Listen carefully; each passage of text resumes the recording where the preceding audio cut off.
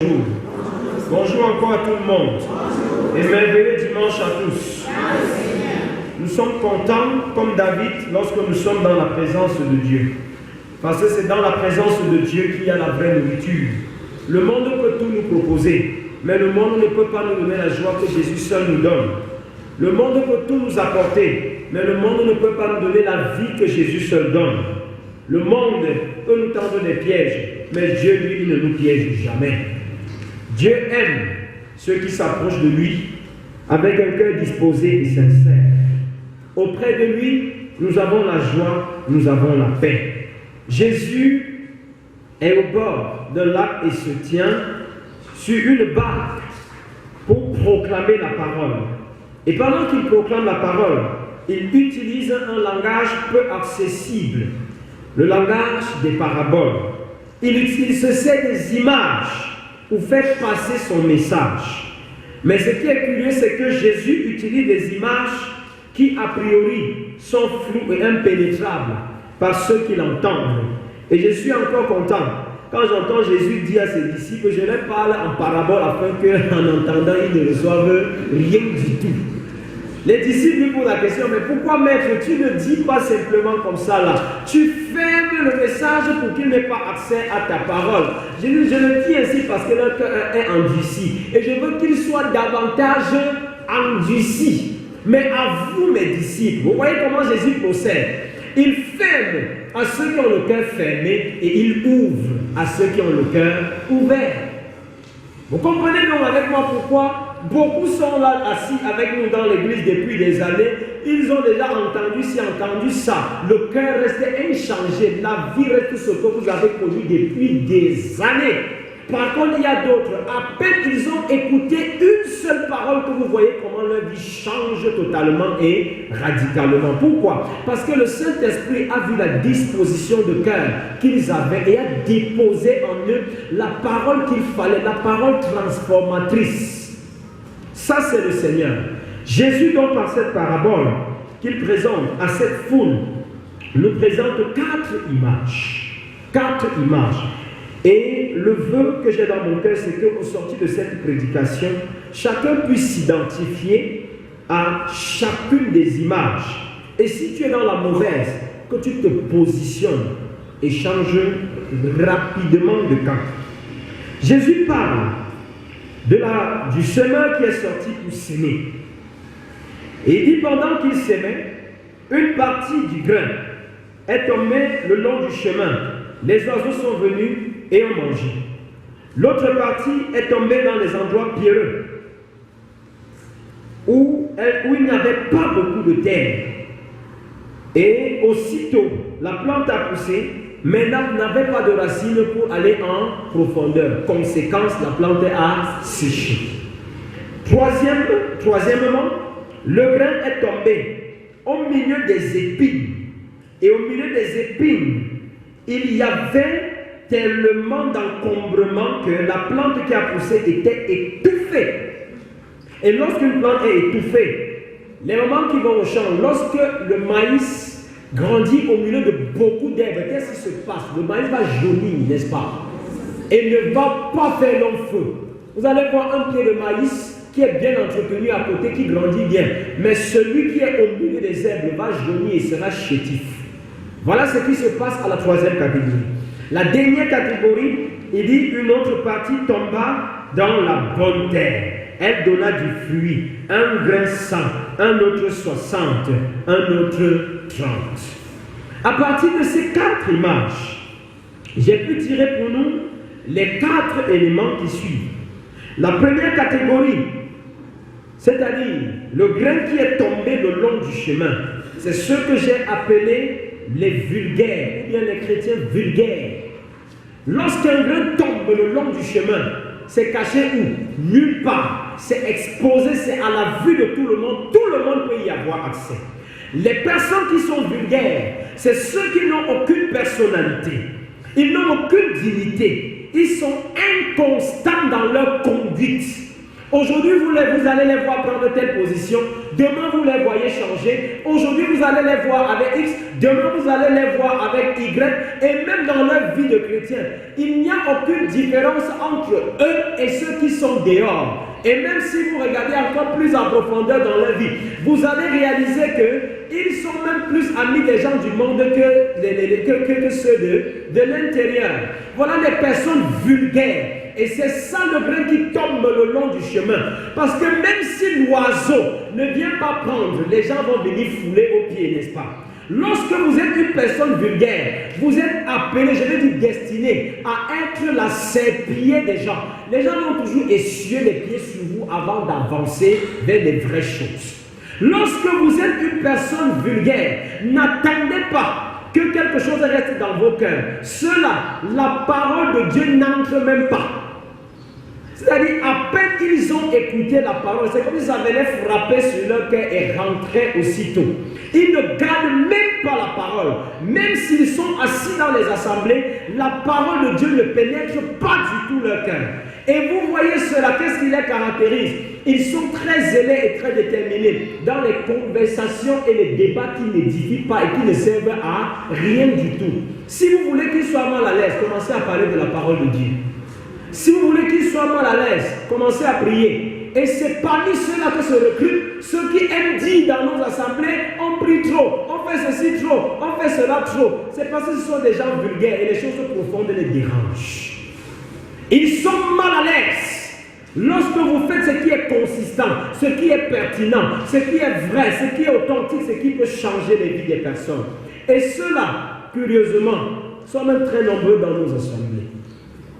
La seconde catégorie, le grain qui est tombé au milieu des pierres. Vous savez que la pierre, ce n'est pas la terre, n'est-ce pas? Donc, quel que soit ce qui se passe, ce grain va tout faire pour germer au moins, mais ne pourra pas devenir une plante. Pourquoi? Parce qu'il n'y a pas de terre pour eux s'enraciner. Et Jésus, dans l'explication de la parabole, dit que ceux-là, c'est ceux qui ont reçu la parole de Dieu avec joie.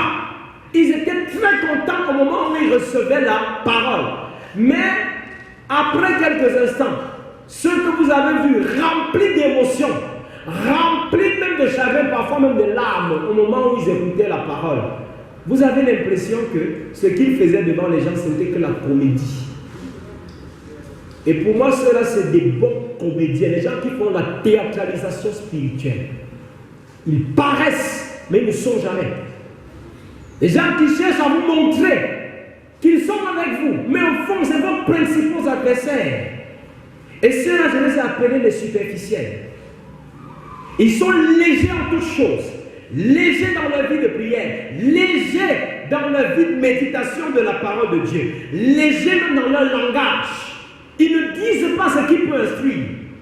Ils ne vont pas vous dire ce qui peut vous encourager, vous exhorter et vous faire changer de vie. Ce sont les superficiels. Ils sont superficiels dans leur message superficiel, dans leur langage superficiel, dans leur communion avec le Seigneur.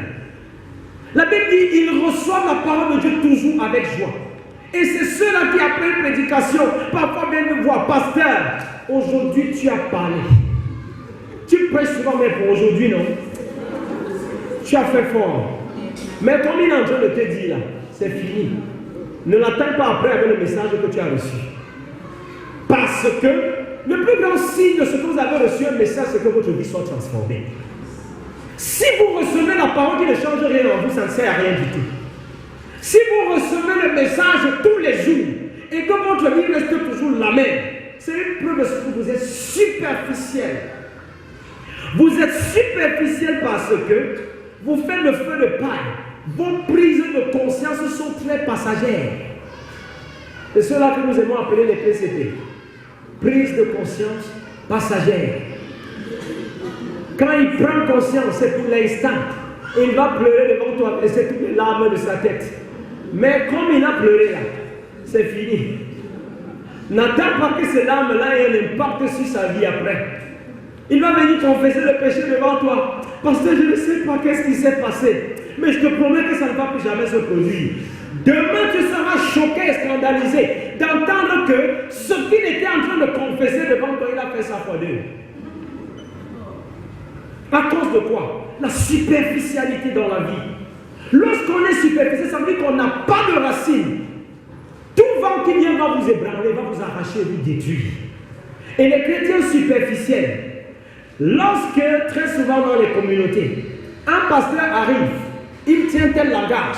Ah, ils sont derrière. Vraiment, pasteur, j'ai dit ça ici depuis, les gens ne me croyaient pas. Un autre vient, tient le contraire de ce qu'il disait hier. Voilà, pasteur, quand je parlais ici, les gens ne me suivaient pas. Vous allez d'abord. Voilà les chrétiens superficiels. Vous ne savez pas finalement dans quel cas est-ce qu'ils jouent parce qu'ils n'ont pas de racines. Celui qui a une profondeur avec Dieu, quels que soient les vents qui soufflent, il est inébranlable. Quelles que soient les circonstances de la vie, il est inébranlable.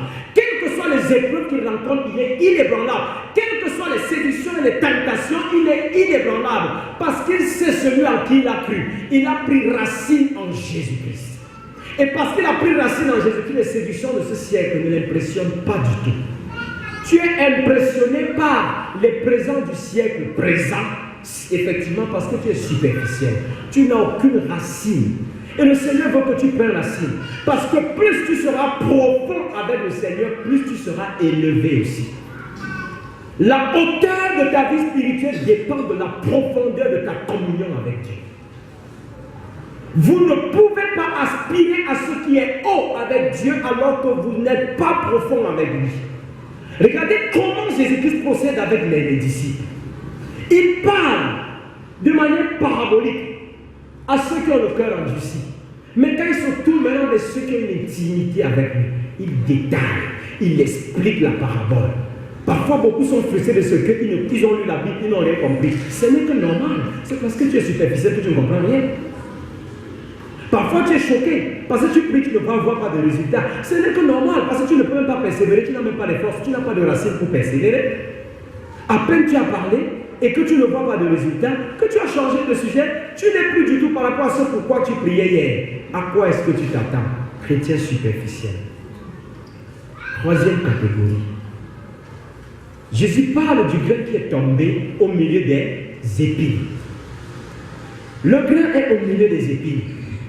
Le grain est mort dans la terre, a germé, a poussé, mais ne peut pas porter du fruit. Pourquoi? Parce que étouffé. Ah! Et ceux-là, je les ai appelés les infructueux. Semez dans leur vie, ils ne produiront rien. Investissez comme vous voulez, ils ne produiront rien. Vous avez souvent vu dans vos familles le genre de personnes.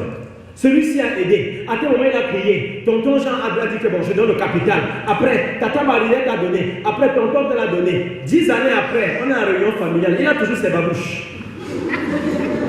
Rien n'a changé dans sa vie. Rien du tout. Il est infructueux. C'est une terre aride, desséchée sans eau. Déposez ce que vous voulez là-bas. Vous perdez votre temps. Il est sec. Pourquoi? Parce que les soucis du siècle présent viennent absorber l'eau qui est en lui. Les soucis du siècle présent viennent enlever la matière nutritive qui devait lui permettre de grandir. Les 5 minéraux que le Saint-Esprit a déposés en lui. Dès qu'il voit l'argent. Si c'est un homme, dès qu'il voit la femme. Si c'est une femme, dès qu'elle voit l'homme. C'est fini. Ça vient extraire ça en totalité. Et il devient comme mon pied de maïs qui a genoux. Chrétien infructueux, tu es là depuis des années, tu n'as jamais engendré. Jésus a dit à l'effet de toutes les nations des disciples. Tu as fait combien déjà? À qui est-ce que tu as prêché Jésus? À qui est-ce que tu as partagé la parole? Mais tu peux plutôt t'enfoncer dans le monde, vivre comme le monde, parler comme le monde, vivre comme les gens du monde, penser comme les gens du monde, agir comme les gens du monde. Voilà les épines qui poussent et qui viennent t'étouffer, Et Jésus, dans l'explication de la parabole, dit que ceux-là, qu'est-ce qu'il a fait? Les épines, c'est quoi? Ce sont les séductions, les richesses. Ce qui les préoccupe, c'est quoi? C'est l'argent. L'argent à tout prix, l'argent à tous les prix. Ce qui les préoccupe, c'est quoi? C'est plaire au monde. Qu'on dise Dieu est gentil. Et puis,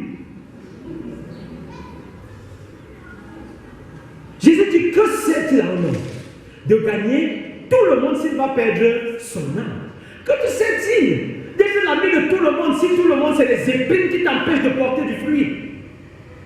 Que te sait-il d'embrasser toutes les voies si les voies que tu es en train d'embrasser vont te phagocyter et te détruire? Et enfin, il parle de la 4e catégorie.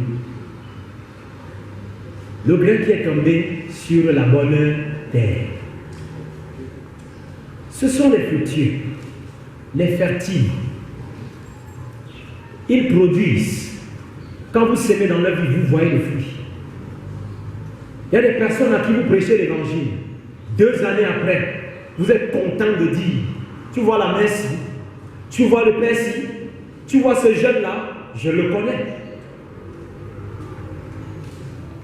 Je connais des parents qui n'ont pas le courage de voir leurs enfants en route et de dire à un ami que voilà mon fils. Savez-vous pourquoi?